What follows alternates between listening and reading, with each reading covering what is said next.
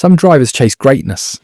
Fernando Alonso, he chased perfection and found chaos instead. 2 world titles, 99 podiums, over 2,000 points. One of the greatest natural talents to ever grace Formula One grid. But somehow it always felt like it should have been more. Fast in anything, a master of wheel-to-wheel combat, and yet always in the wrong car at the wrong time. This is strange, spectacular, and statistically stunning career of Fernando Alonso. He was born in Oviedo, Asturias, in northern Spain, in 1981. At just 3 years old, he was driving karts his father had built for his sister. By 7, he was already winning regional karting championships. By 13, he had national sponsors. And by 18, he was ready for the world. His raw talent, racecraft and adaptability made him irresistible to scouts. Alonso debuts with Minardi in 2001, the slowest team on the grid. His debut season was a test of survival.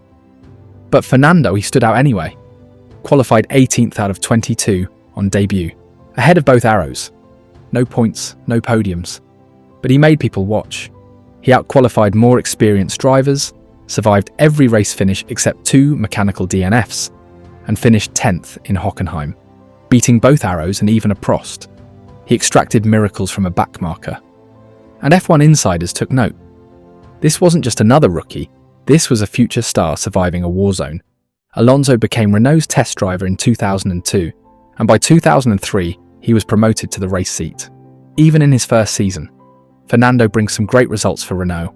A pole in Malaysia make him the youngest pole sitter of that time. And then, finally, he became the youngest race winner in Hungary. By 2005, everything clicked. 7 victories, consistent finishes, beats Kimi, outsmarts Schumacher, and became the youngest world champion at just 24, a record that later beaten by Sebastian Vettel and Lewis Hamilton. In 2006, another 7 wins, an epic duel with Schumacher, second title sealed in Brazil. In 4 years, Alonso went from Minardi reject to the man who ended Schumacher's reign. But at the height of power, he made a fateful choice. Alonso moved to McLaren, expecting respect. Instead, he got Lewis Hamilton. 4 wins in Malaysia, Monaco, Nürburgring, Italy, 12 podiums. But the garage was divided. Hungary, a qualifying controversy, internal sabotage. Alonso blocked Hamilton in the pit lane, and the stewards penalised Alonso with a 5-place grip drop. Then Spygate. $100 million fine for McLaren. Alonso at the centre of it all. And in the finale, both Alonso and Hamilton lost the title by 1 point to Kimi, despite tying Hamilton on points and beating him in head-to-head finishes 9-7. Brilliance lost in the storm. He lost the garage and the championship.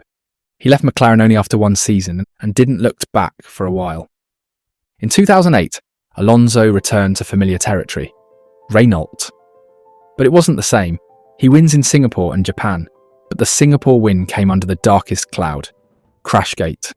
Teammate Nelson Piquet Jr. was told to crash to help Alonso win. Alonso denied knowing. The FIA agreed, but the sport barely believed him. In 2009, the car was uncompetitive. 1 podium, in Singapore again. Renault team was in freefall. Alonso's prime was slipping. It was time to move on, to something bigger. Alonso joined Ferrari in 2010. First race in red, win in Bahrain. In 2010, Alonso won 5 races. He leads into the Abu Dhabi finale, but Ferrari makes a fatal strategy error. He gets stuck behind Vitaly Petrov. The championship slips away. Then came 2012, possibly the greatest non-title season in F1 history. 3 wins, 13 podiums, dragged 3rd slowest car if not 4th into a title fight. Lost the title to Vettel by just 3 points. Outscored Massa every year. Dominated Kimi in 2014. But Ferrari couldn't match Red Bull or Mercedes. He gave everything. Ferrari gave him heartbreak. In 2015, Alonso joined McLaren. It was supposed to be a comeback, a return to glory with McLaren.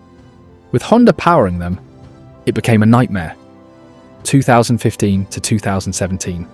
Engine failures, DNFs, underpowered cars. The GP2 engine ramp became iconic. So did the image of Alonso sunbathing trackside. In 2017, he retired in 8 out of 20 races. In 2018, with frustration boiling, Alonso left Formula One. Not with a bang, but with a bitter silence. Away from F1, Alonso thrived.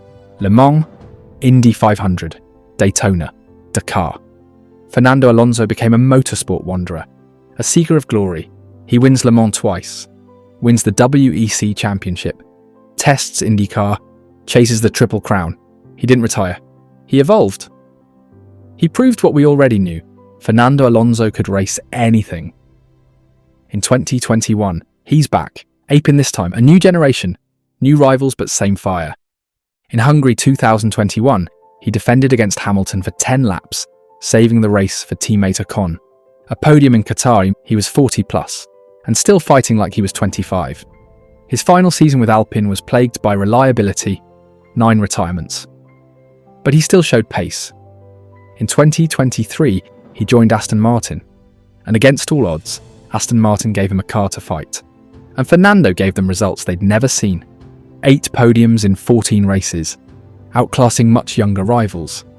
In the twilight of his career, he wasn't fading, he was rising. Again. At 42, Alonso looked reborn, still delivering brilliance. Fernando Alonso is one of the greatest drivers Formula One has ever seen. Over 400 race starts, 99 podiums, 32 wins, over 2,300 points. But more than the numbers, it's the questions that haunt his legacy. How many more titles, if not for Ferrari's strategy? McLaren's politics? Honda's engine? He won 2 titles but should have won 4, if not 5. Losing it to Kimi in 2007 by just 1 point, then in 2010 leading the championship till the very last race, and then again losing the 2012 champion to Vettel by just 3 points. Few drivers combine skill, intellect and passion like him, and even fewer survived so many resets and came back stronger. This is the strange, brilliant, endlessly frustrating career of Fernando Alonso.